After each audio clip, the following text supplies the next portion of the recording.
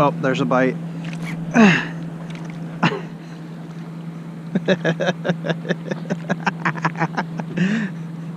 That's so good.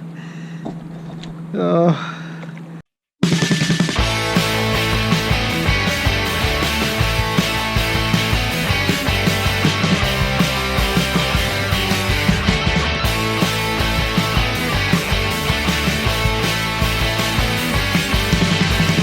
What's up, Yins guys? Welcome back to Fishing PA with Ryan Reed. In this episode, I'm going to continue on with my lake breakdown series, and we are going to break down the beautiful Lake Arthur. Now, Lake Arthur is about 3,225 acres, and it's found in beautiful Moraine State Park in good old Butler County. Now, Lake Arthur has about 42 miles of shoreline and a max depth of 38 feet. Now, Lake Arthur is an impoundment of Muddy Creek, but it also has several inlets like Bear Run and Big Run and Shannon Run and Swamp Run. Now, the water is very fertile with a moderate to heavy algae bloom, especially in summertime. Also, the lake has a thermocline, typically between the months of June and September, in about 15 to 25 feet of water. Now, below that thermocline, there's little to no oxygen. So that's going to be important for you as a fisherman because that's a dead zone June through September. Now, the bottom of the lake is mostly going to be mud or clay with the occasional rock and the occasional rubble. In addition to that, though, there are some key elements of Lake Arthur that will attract fish. When we talk about key elements, we always talk about submerged creek channels, we talk about submerged road beds that act as transition lines, and in this case, the old Western Allegheny Railroad actually has a section of the railroad that runs throughout the lake, all of which are key features that will attract fish. Now, if you guys haven't been to Moraine State Park, I highly recommend it. It's a beautiful area.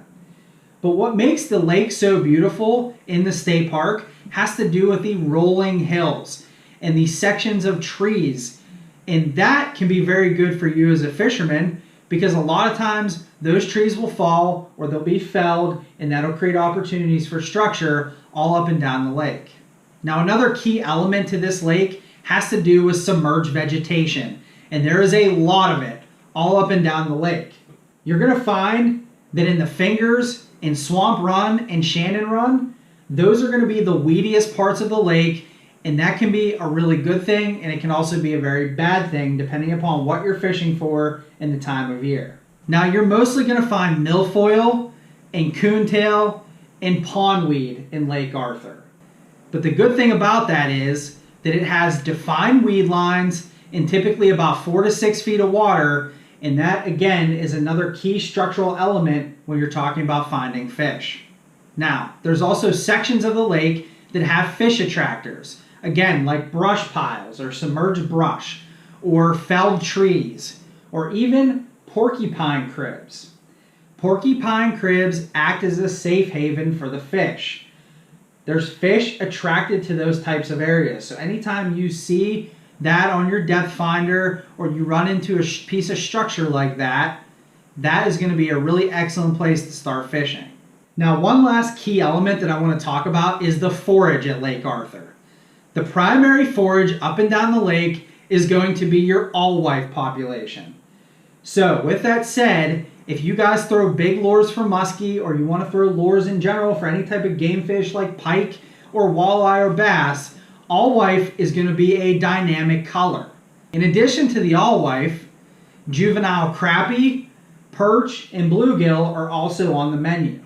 So those types of natural colors work very well at Lake Arthur. The featured species in Lake Arthur really consist of largemouth bass, hybrid striped bass, and your crappie population. There's also walleye, and there's also pike, and there's also muskie at Lake Arthur. I will say this about Lake Arthur in general. The lake is overfished. It's very highly pressured. So that can sometimes make it difficult for you as an angler to catch any species of fish. The walleye population is a lot smaller in Lake Arthur than other lakes like Kinzoo or Glendale. So in order to locate those fish, you have to understand how the fish operates. So hopefully I'm going to give you guys some information that will put you on some of these species of fish throughout the lake. So what I'd like to do right now is I'd like to jump right into the map. Let's talk about some key features and talk about some hot spots that will hopefully provide you guys with some good information to get up there and start fishing Lake Arthur. All right, boys and girls, let's go ahead and get started. I'm going to zoom in to Lake Arthur and Moraine State Park in Butler County. Now, when we get to the lake here, you guys are going to notice a tremendous amount of points. We have a lot of information to cover, and I want to do this quickly so that this video isn't super long. So with that said, we're going to start the left end of the lake and work ourselves right. Okay, so let's go ahead and zoom in on the left end of the lake. And what we're going to find here is we're going to find Hidden River at the top of the screen. So around Hidden River, you're going to have really good weed vegetation. So in these coves here, you're going to find really solid weeds. In addition to that, this orange line is a pipeline that actually runs under the lake, and that could act as another fish attractor. Aside from that, we actually do have designated fish attractors up here. We have brush piles, and we have man-made porcupine cribs. And these are going to be very good areas that you want to try to find and basically vertical jig or run some baits through there. Now, all the coves here have really good weeds. So you're going to find good weed structure all the way down, especially into this cove right here. Now note, this is about 20 feet of water in this area and around Snyder's Point. Snyder's Point is a very good location to do some fishing. So I want to kind of scroll and go a little bit north here, and we're going to take a look at Dutch Hollow. Now, the entrance to Dutch Hollow, you have that pipeline that comes right across the lake. That pipeline, again, is going to act as structure for the fish. So, the fish attractor, on the edges here, you're going to have brush piles and again, man-made porcupine cribs. And those cribs are really designed as a safe haven for the fish. So, fish love those things. You can find them, you're going to find fish. Along these areas, you're also going to find really good weeds. Then you're going to have some really good brush piles here, and again, some weeds. And you're going to find about 15 feet of water at the beginning of Dutch Hollow. As you work back into the cove, however, it's going to drop down to about 10 feet with weeds on both sides.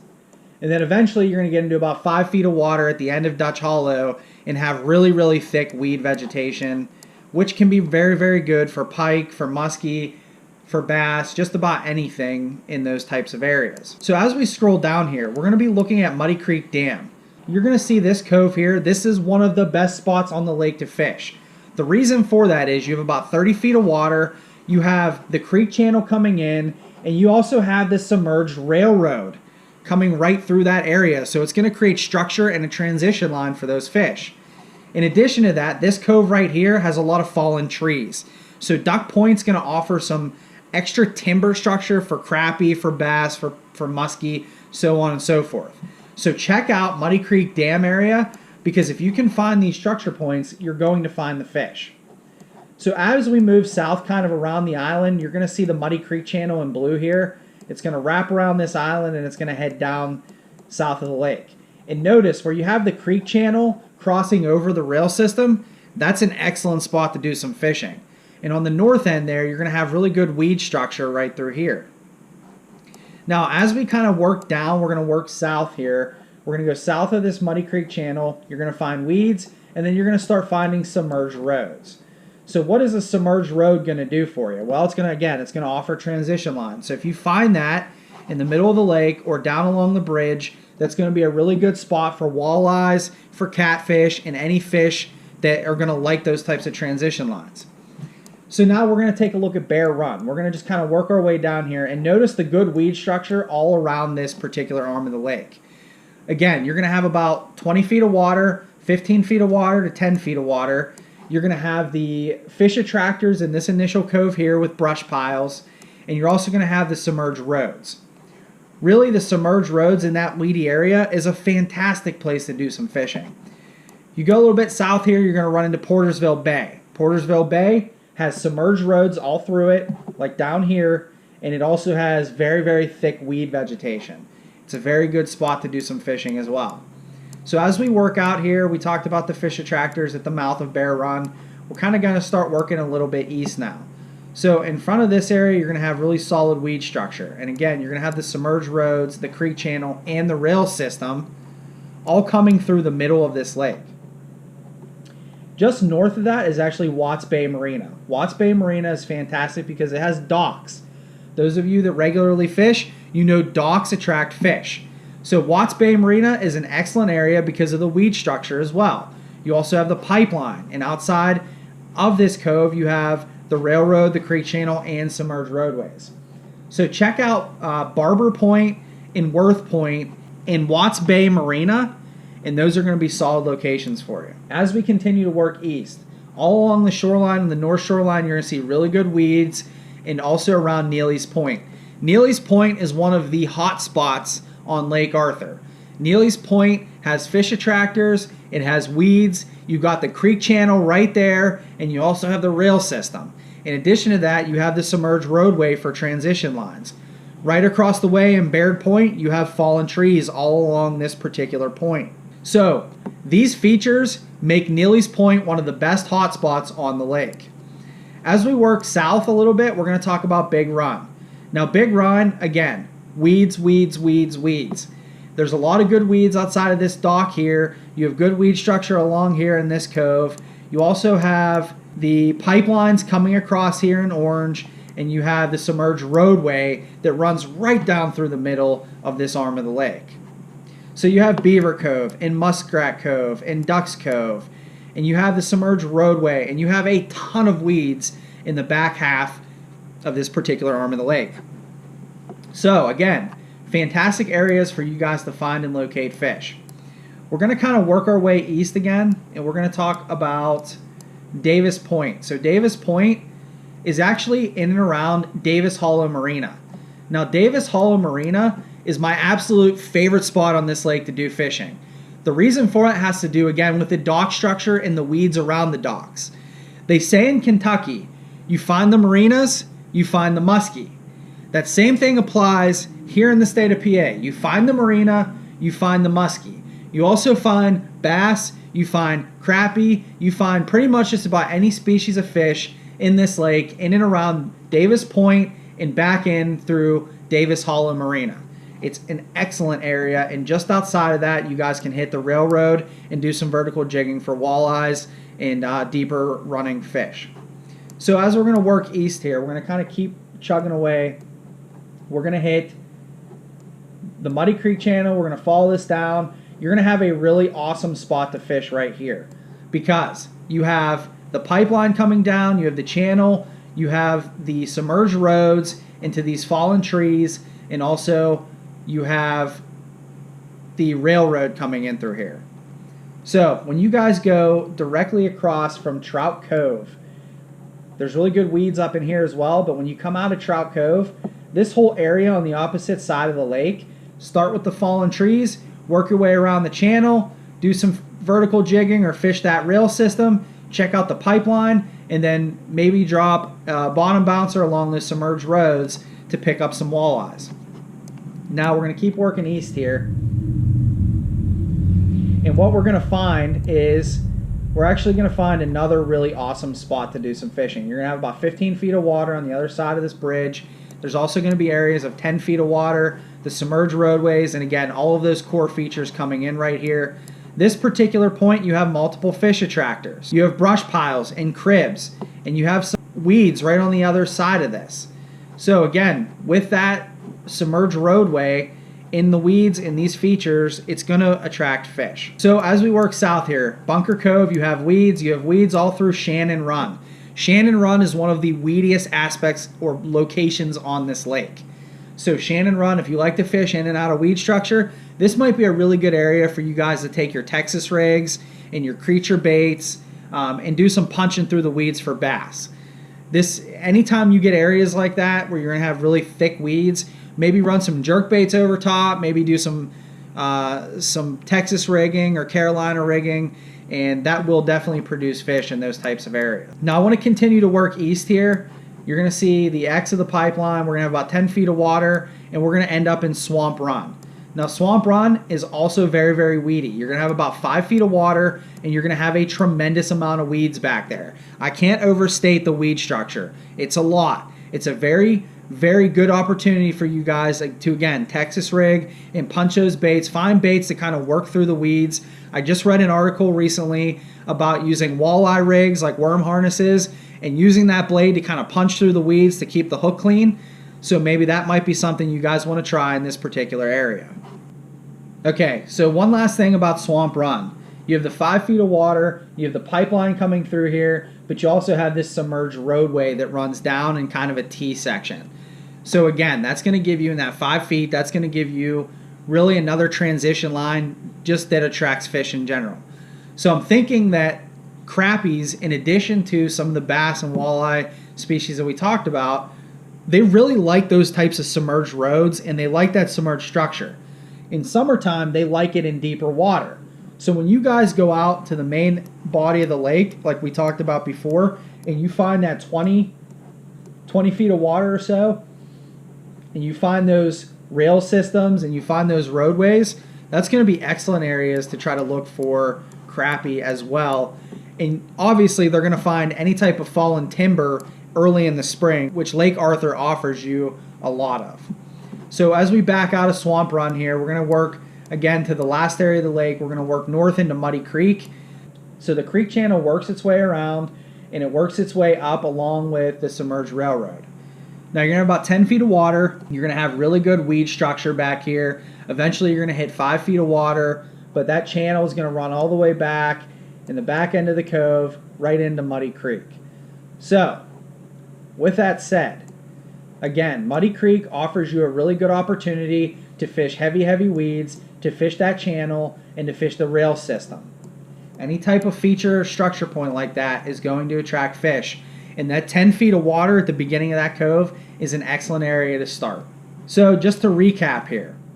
Again, the features that we talked about. Very, very good weed cover. We have the creek channel. We have a lot of submerged roads. We have that submerged railroad system. We also have these pipelines that kind of run north of the lake and down through the lake here and there that's going to offer additional structure. Always, always, always look out for brush piles and look out for man-made porcupine cribs, because those, again, are natural fish attractors. You find those on the body of the lake, you can do some vertical jigging, you can run some baits through there, and it's definitely going to produce fish. All right, guys, we spent some time breaking down the map and talking about key features and key elements of Lake Arthur. What I'd like to do now is just take a few minutes to talk about a few different species and try to give you guys some good information that'll help you catch more fish on Lake Arthur. All right, to me, Lake Arthur is a premier bass lake, largemouth and stripers. I do not consider Lake Arthur a premier walleye or muskie fishery. However, there are good numbers of muskie in the lake, and there have been many fish over 30 pounds caught there. However, the amount of pressure that lake gets kind of hinders the performance. Those fish see a lot of different baits, and there's a lot of boat traffic day after day.